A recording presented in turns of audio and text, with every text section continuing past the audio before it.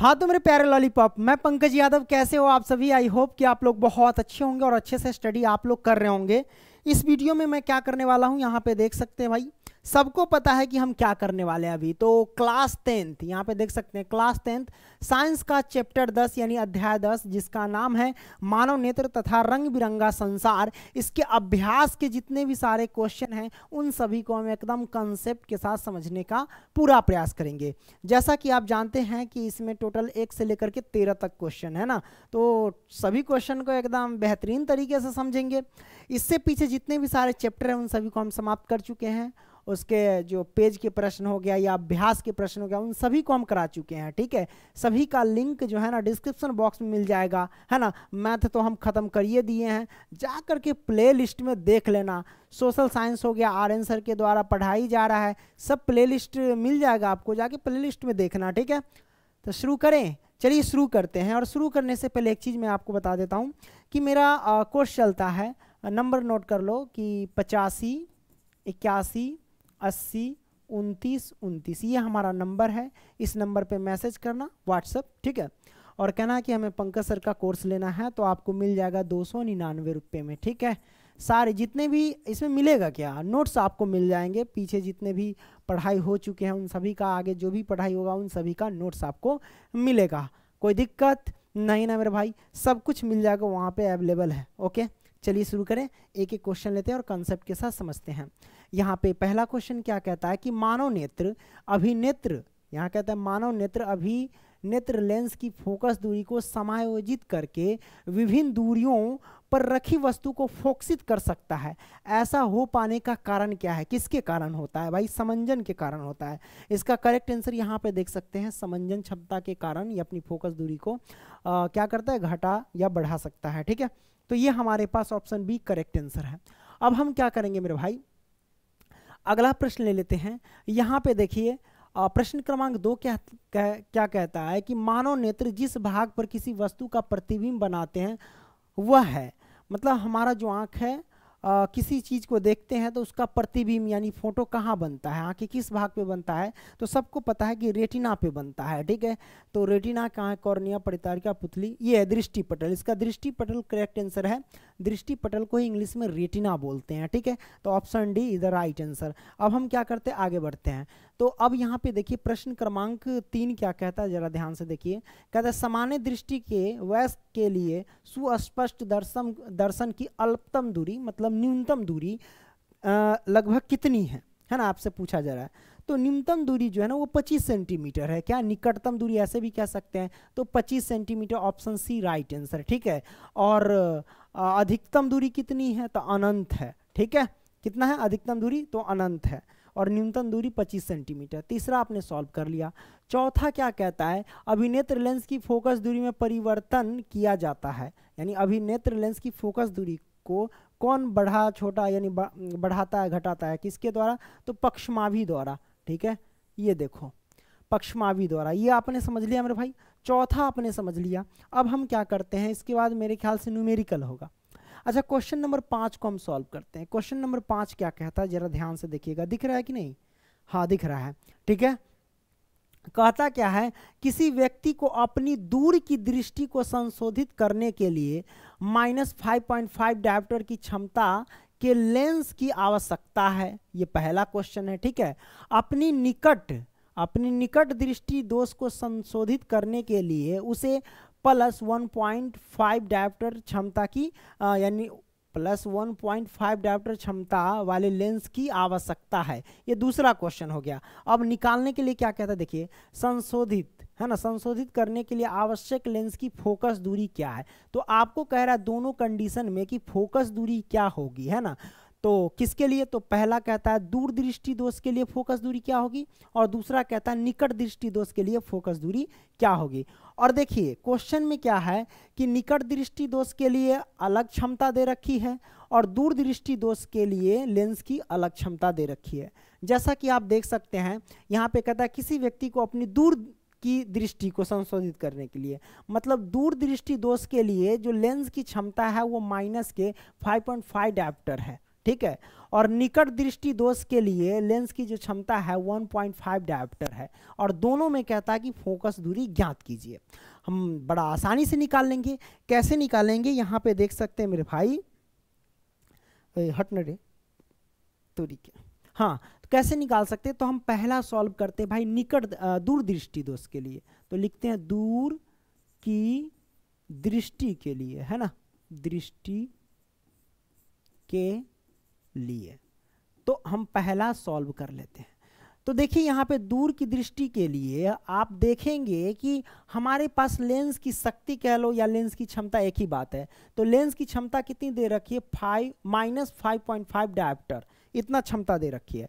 तो हम लिखेंगे क्या, लेंस की क्षमता, है ना, क्या है मेरे भाई, कलर, हाँ यहाँ से हो जाएगा। तो लेंस की क्षमता कितनी दे रखी है, वो हम लिखते हैं लेंस की क्षमता या फिर शक्ति कह सकते हैं। तो लेंस की क्षमता को हम किससे दर्शाते हैं, P से दर्शाते हैं, और P बराबर हमको दे रखा है -5.5 दे रखा है। क्लियर, ये दे रखा है हमको, है ना, कोई दिक्कत नहीं दिक्कत। तो ये हमारे पास दिया गया और कहता है कि फोकस दूरी ज्ञात करने के लिए यानी F बराबर वाट। तो लेंस की क्षमता का फॉर्मूला आपको पता होना चाहिए, क्या होता है, लेंस की क्षमता यानी P बराबर जो होता है ना 1/F होता है, वो भी मीटर में होता है। अगर सेंटीमीटर में फॉर्मूला निकालिएगा तो 100/F होता है, ठीक है, इस बात को ध्यान रखना। अब यहाँ पे हम सॉल्व करेंगे, हमें तो फोकस दूरी निकालना है। तो अगर इसके नीचे एक छिपा रहता है, मान लो कि P को F के जगह पे रख सकते हैं, F को P के जगह पे रख सकते हैं आसानी से, क्योंकि यहाँ से क्रॉस मल्टीप्लिकेशन होता है इसलिए। तो F को क्या करते हैं, P के जगह पे रख देते हैं। तो P को F के जगह पे रख दिए, और P को ये 1 है ऊपर तो 1, और देखिए जैसे F है ना, F को P के जगह पे रख दिया, और P को हम क्या करते हैं, F के जगह पे रख देते हैं। ये हमने कर दिया, ठीक है। मतलब आप सॉल्व कर लेना तो F बराबर 1/P आ जाएगा, कोई दिक्कत नहीं दिक्कत, इसको सॉल्व करोगे तो, है ना, तोड़ करके। तो अब F बराबर हमको निकालना यानी फोकस दूरी निकालना है। तो कैसे निकालेंगे, तो F बराबर लिखेंगे 1, है ना, क्या लिखेंगे 1 और अपॉन P की वैल्यू कितनी है, यानी क्षमता, लेंस की शक्ति कितनी है -5.5, ये हमको दे रखा है, हमने यहाँ पे लिख दिया, कोई दिक्कत नहीं दिक्कत। अब दशमलव को हटाएंगे तो ऊपर क्या बैठेगा, 0, क्यों, क्योंकि दशमलव के बाद जितनी संख्या रहती उतनी 0 हम बैठा देते हैं। तो ये हो गया कितना हमारे पास मेरे भाई, इसको हम सॉल्व करते हैं, यानी F बराबर जो हो जाएगा हमारे पास 10 यानी -10/55 हो जाएगा। अब इसको काटो, तो कटने वाला यहाँ पे देखो, जैसे कि काटेंगे तो कैसे कटेगा, तो भाई देखो 2 पंचे 10 काट दो और 11 पचे 55 काट दो। अब F बराबर क्या होगा, -2/11।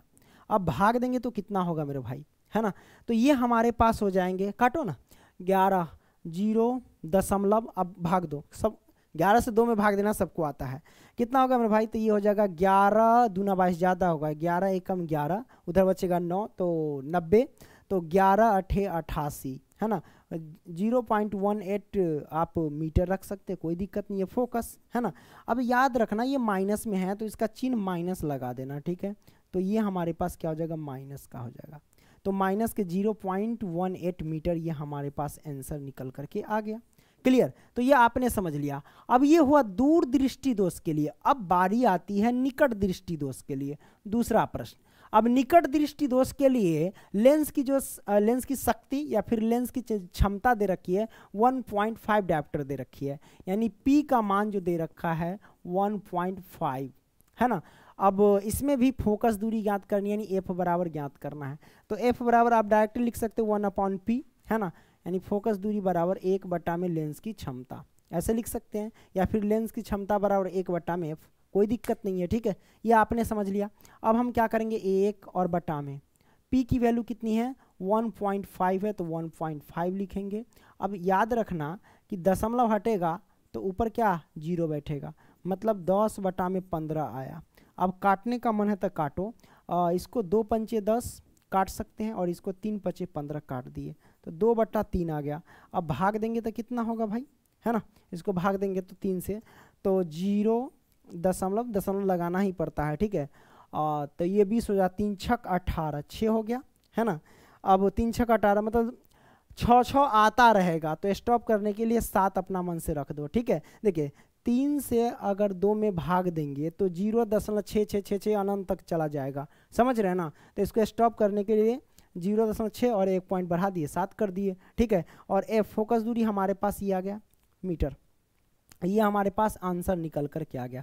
कोई दिक्कत नहीं दिक्कत। तो आपने ये 5वां क्वेश्चन सॉल्व कर लिया। दिखने में जितना बड़ा लगता है उतना ही छोटा है ना, समझ रहे हैं ना। हाथी कितना बड़ा रहता है उतने आँख छोट रहता है होकर, समझ रहे हैं ना, वही बात है। यहाँ पे धमकी दे रहा था। आगे बढ़ते हैं, चलो। अब प्रश्न क्रमांक 6 क्या कहता है, किसी निकट दृष्टि दोष से पीड़ित व्यक्ति का दूर बिंदु नेत्र के सामने 80 सेंटीमीटर दूरी पर है। इस दोष को संशोधित करने के लिए आवश्यक लेंस की प्रकृति बताना है तथा क्षमता भी ज्ञात करना है, यानी लेंस की क्षमता भी आपको ज्ञात करके बता देना है। तो सबसे पहली बात है, कहता है निकट दृष्टि दोष के लिए, है ना, पीड़ित व्यक्ति का दूर बिंदु नेत्र के सामने 80 सेंटीमीटर दूरी पर है। सबसे पहले मान लो कि कोई आँख का ये लेंस है, ठीक है, क्या ये लेंस है। अब हम आपको एक चीज़ बताते हैं। अब देखिए ये जो हमारे पास लेंस है, अब लेंस से कितना 80 सेंटीमीटर दूरी, है ना, 80 सेंटीमीटर दूर क्या करता है, किसी भी वस्तु का ये प्रतिबिंब बनाता है। 80 सेंटीमीटर दूर क्या है, 80 सेंटीमीटर दूर जो है ना वो किसी वस्तु का ये प्रतिबिंब बनाता है, यानी फोटो बना लेता है, ठीक है। तो अब यहाँ पे देखिए जो प्रतिबिंब बनाता है, प्रतिबिंब को किससे दर्शाते हैं, तो प्रतिबिंब को हम v से दर्शाते हैं। किससे, हम v से दर्शाते हैं, है ना। तो v बराबर हो जाएगा हमारे पास 80 सेंटीमीटर। अब ध्यान से देखिए, तो भाई ये 80 सेंटीमीटर है, ठीक है, प्रतिबिंब। लेकिन वस्तु कहाँ रखा गया है ये पता नहीं है, क्वेश्चन में जिक्र नहीं किया कि वस्तु कहाँ से है, कहाँ से आ रहा है। तो हम समझेंगे वस्तु अनंत से आ रहा है। जब जिक्र नहीं है मतलब वो कहीं से भी हो सकता है, मतलब अनंत से आ रहा है। तो भाई वो वस्तु अनंत से आ रही है, तो अनंत से आ रही है मतलब वस्तु को हम u से दर्शाते हैं, वस्तु यानी बिंब। तो बिंब अनंत से आ रहे हैं तो हम यहाँ पे अनंत लिखेंगे, ठीक है, ये आपने समझ लिया। अब यहाँ पे एक चीज़ देखना ध्यान से, जैसे कि अनंत से आ रहा है। अब मान लो कि प्रकाश की किरण जिस दिशा में चलती है ना, क्या, प्रकाश की किरण जिस दिशा में चलती है, ऐसे चलती है ना। जैसे ये मान लो कि मुख्य अक्ष है, तो मुख्य अक्ष के समांतर प्रकाश की किरण ऐसे चलती है। तो जिस दिशा में चलती है उधर की संख्या क्या, मतलब उधर वाले क्या होते हैं, सब प्लस में होते हैं, क्या होते हैं, प्लस में होते हैं। और उसके जस्ट अपोजिट वाले क्या होते हैं, माइनस में होते हैं। तो इस साइड क्या होता है, माइनस में होते हैं सब चीज़, है ना। तो जब माइनस में होते हैं तो हम कह सकते हैं कि यहाँ पे जो ये 80 सेंटीमीटर है v बराबर, तो ये भी माइनस का होगा। और u जो अनंत से आएगा, क्योंकि वस्तु कहाँ है उसका जिक्र नहीं किया गया है ना। तो प्रकाश की किरण अनंत से आएगी तो वो भी हमारे पास अनंत वाला क्या हो, माइनस का होगा, ठीक है, ये आपने समझ लिया। तो भाई हमको कहता क्या है, आवश्यक लेंस की प्रकृति भी बताना और क्षमता भी बताना है। तो लेंस के सूत्र पर हम इसको क्या करेंगे, तोड़ेंगे। अब लेंस का सूत्र क्या होता है मेरे भाई, यहाँ पे लिखते हैं, लेंस का सूत्र, है ना। तो वो क्या होता है, 1/f बराबर 1/v माइनस में 1/u, ये होता है हमारा फॉर्मूला। अब हम क्या करेंगे मेरे भाई, 1/f है तो f लिखो, बराबर में 1/v है तो v लिखो। v का मान कितना है, -80 है, तो हम क्या करेंगे, -80 लिख देंगे, ठीक है। तो -80 और माइनस के 1/u, u का मान है क्या, माइनस के अनंत लिख दो, ठीक है, हमने लिख दिया। अब देखो भाई, अगर माइनस के अनंत है ना, तो समझ जाना कि उसका वैल्यू क्या हो जाता है, 0 हो जाता है। क्या होता है, 0, और 0 से 1 में भाग देंगे वो 0 ही होगा। ये अगर माइनस अनंत में है तो हमेशा उसकी वैल्यू, पूरे की वैल्यू क्या हो जाएगी, 0 हो जाएगी। तो इसकी 0 हो जाएगी तो इसका कहानी खत्म, तो बचेगा 1/f बराबर 1/-80। तो अब हम क्या करेंगे, इसको क्रॉस मल्टीप्लिकेशन गुना कर लेंगे। f से 1 में गुना करेंगे तो f बराबर में -80 से 1 में गुना करेंगे तो -80। ये हमारे पास आया फोकस दूरी। कोई दिक्कत नहीं दिक्कत, ये हमारे पास सेंटीमीटर में आ गया, राइट। अब ये आया हमारे पास, तब यहाँ से क्या पता चला, अगर आपसे पूछे कि लेंस की प्रकृति कैसी है, लेंस की प्रकृति कैसी है, प्रकृति, है ना, बताने के लिए, तो आपको पता है कि फोकस दूरी ऋणात्मक आया है, यानी माइनस में आया है। तो जाहिर सी बात है कि भाई वो अवतल लेंस होगा, क्योंकि अवतल लेंस की सभी चीज़ क्या होती है, माइनस ही होती है, समझ रहे हैं ना। और अवतल लेंस को हम ऋणात्मक लेंस भी कहते हैं, है ना। इसलिए क्या होगी, लेंस की प्रकृति जो होगी ना वो अवतल लेंस होगी, अवतल लेंस होगी। तो ये हमारे पास अवतल लेंस है। अब कहता है क्या, लेंस की क्षमता भी कहता है, लेंस की क्षमता, और लेंस की क्षमता का सूत्र क्या होता है, P, है ना, यानी लेंस की क्षमता को P से दर्शाते हैं, और P बराबर 1/f। अगर 1/f लिखे हैं तो आप यहाँ पे मीटर लिखेंगे, और सेंटीमीटर लिखना होगा तो 100/f लिखेंगे, ठीक है, इस बात को ध्यान रखना। तो 1 और बटा में f की वैल्यू कितना है 80 सेंटीमीटर, तो माइनस के 80 सेंटीमीटर लिखेंगे, है ना। लेकिन यहाँ पे तो मीटर में लाना है, ये सूत्र दिया गया है, तो 80 सेंटीमीटर को हम मीटर में कन्वर्ट करेंगे।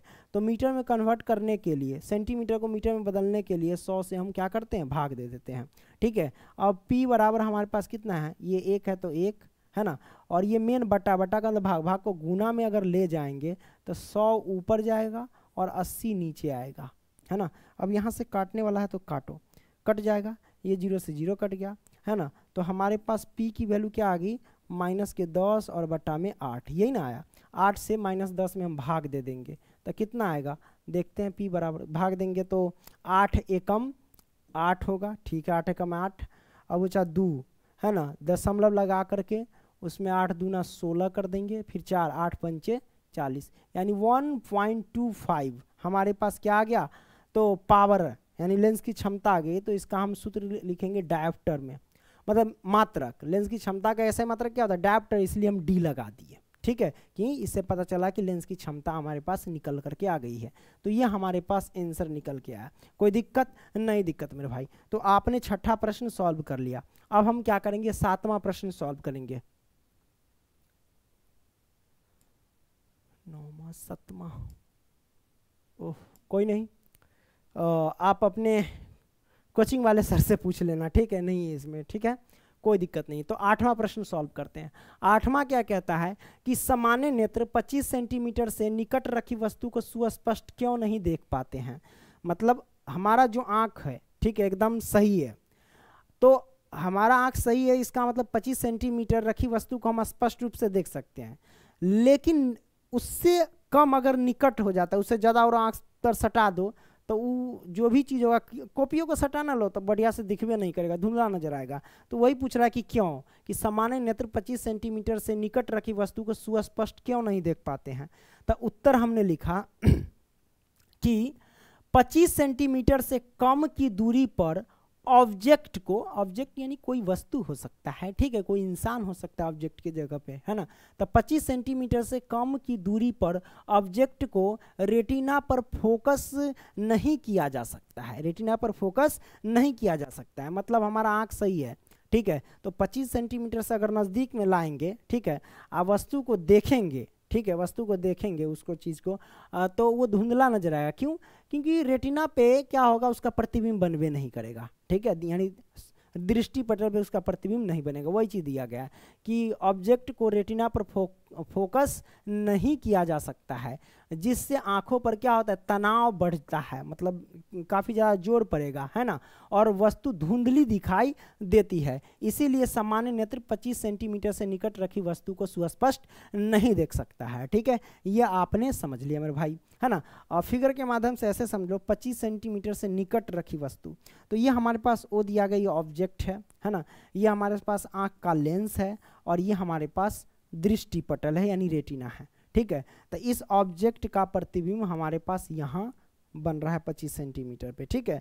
तो भाई याद रखना कि 25 सेंटीमीटर से कम रहेगा, तो कम ऐसे लिखो, ठीक है, कम रहेगा तो सुस्पष्ट नहीं देख पाएगा, ठीक है। यह आपने समझ लिया, 8वां सॉल्व कर लिया। 9वां क्या कहता है मेरे भाई, जब हम नेत्र से किसी वस्तु की दूर को जब हम नेत्र से किसी वस्तु की दूरी को बढ़ा देते हैं तो नेत्र में प्रतिबिंब दूरी का क्या होता है, नेत्र में प्रतिबिंब दूरी का क्या होता है। उत्तर मैंने लिखा, प्रतिबिंब दूरी सदैव एक जैसी रहती है। इसका कारण है कि वस्तु की दूरी मानव नेत्र के लेंस की फोकस दूरी इस प्रकार समायोजित हो जाती है, यानी इस प्रकार एडजस्ट कर लेती है, जिससे प्रतिबिंब दृष्टि पटल पर ही बने, ठीक है, अपने आप ठीक कर लेते हैं।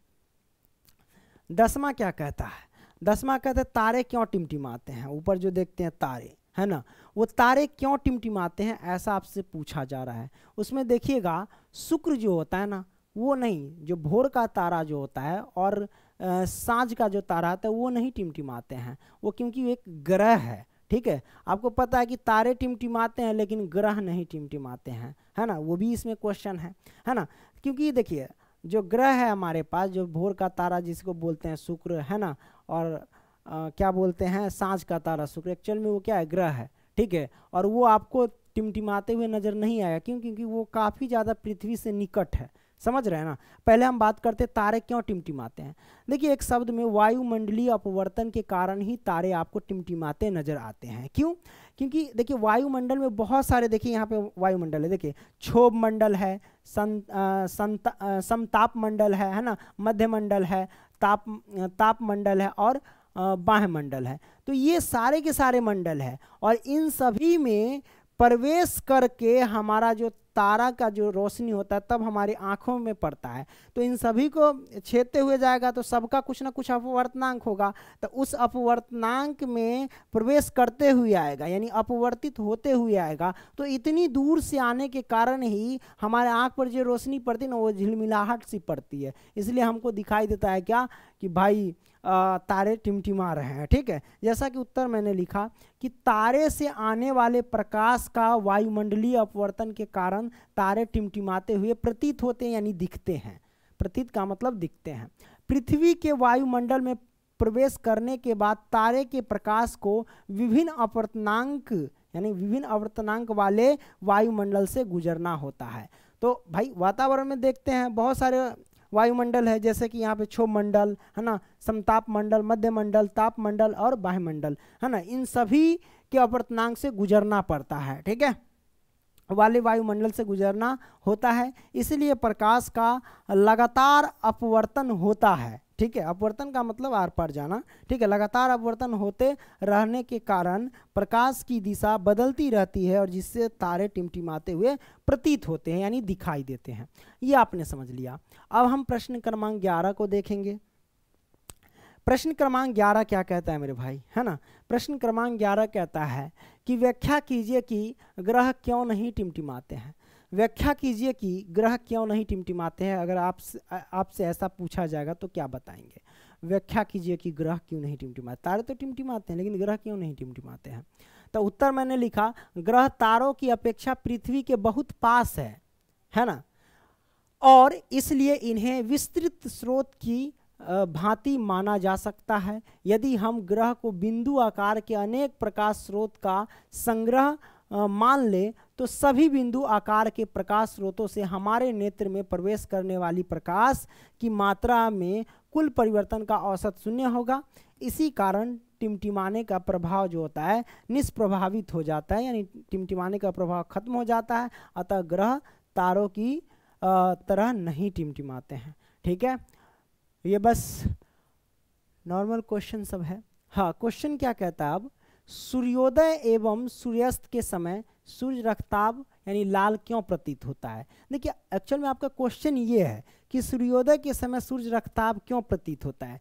तो वही क्वेश्चन यहाँ पे कि आप देखेंगे सूर्योदय के समय भी सूर्य लाल दिखाई देगा, यानी रक्ताभ दिखाई देगा, और सूर्य अस्त के समय भी दिखाई देता है। ऐसा क्यों दिखाई देता है, क्योंकि भाई देखो जैसे ये पृथ्वी है ना, तो सूर्योदय के समय है ना और सूर्य अस्त के समय दोनों समय लाल इसलिए दिखाई देता है क्योंकि भाई पृथ्वी तक जो हमारे पास है ना केवल लाल रंग, क्योंकि सूर्य के प्रकाश में टोटल कितने रंग है, 7 रंग है।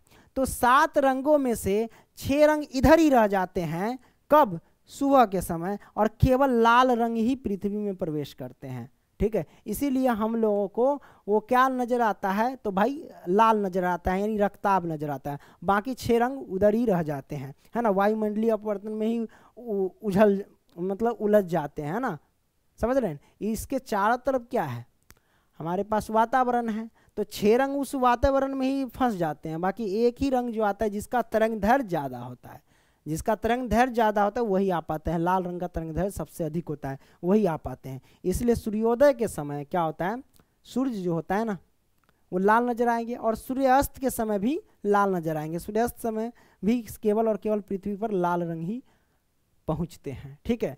और देखिए दोपहर के समय सूर्य आपको सफ़ेद नजर आएंगे, क्यों, क्योंकि पृथ्वी पर सभी रंग 7 रंग चले आते हैं, ठीक है, इसीलिए। अब इसका आंसर मैंने लिख दिया कुछ इस तरीके से कि सूर्योदय के समय सूर्य रक्ताभ क्यों प्रतीत होते हैं। तो उत्तर मैंने लिखा कि प्रातः मतलब सुबह, सुबह के समय सूर्य क्षितिज के निकट होता है और सूर्य की किरणों को हम तक पहुंचने के लिए वातावरणीय मोटी परतों से गुजरना पड़ता है, यानी अपर्तनांक से गुजरना पड़ता है ना, तो गुजर कर पहुंचना पड़ता है ना। नीले और कम तरंगदैर्घ्य के प्रकाश का अधिकांश भाग वहां उपस्थित कणों के द्वारा प्रकर्णित कर दिया जाता है और हमारी आंखों तक पहुंचने वाला प्रकाश जो होता है ना अधिक तरंगदैर्घ्य का होता है। यानी हमारे आंखों तक पहुंचने वाला प्रकाश कौन होता है? अधिक तरंगदैर्घ्य। तो अधिक तरंगदैर्घ्य किसका होता है? लाल रंग का होता है, ठीक है। तो अधिक तरंगदैर्घ्य का होता है ना। इसीलिए सूर्योदय और सूर्यास्त के समय सूर्य रखता प्रतीत होता है। तो ये आपने क्वेश्चन समझ लिया है ना। और भी है क्या? हाँ और भी है। क्वेश्चन नंबर 13 क्या कहता है? किसी अंतरिक्ष यात्री को आकाश नीले की अपेक्षा काला क्यों प्रतीत होता है? हम देखते हैं कि हमारा अंतरिक्ष नीला तो दिखता है, लेकिन अंतरिक्ष यात्री है ना आकाश नीला दिखता है, लेकिन अंतरिक्ष में जाने के बाद वो नीले की अपेक्षा काला क्यों दिखता है? तो अंतरिक्ष यात्री आकाश में उस ऊंचाई पर होते हैं जहां वायुमंडल नहीं होते और न ही वहां कोई प्रकीर्णन हो पाता है, इसीलिए उन्हें आकाश नीला नहीं बल्कि काला प्रतीत होता है ना। तो वहां प्रकीर्णन नहीं हो पाता है, ठीक है, यानी रंगों का विक्षेपण नहीं हो पाता है। आपने ये सारे के सारे क्वेश्चन आपने समझ लिया है ना। तो वीडियो पसंद आ रहा है तो लाइक,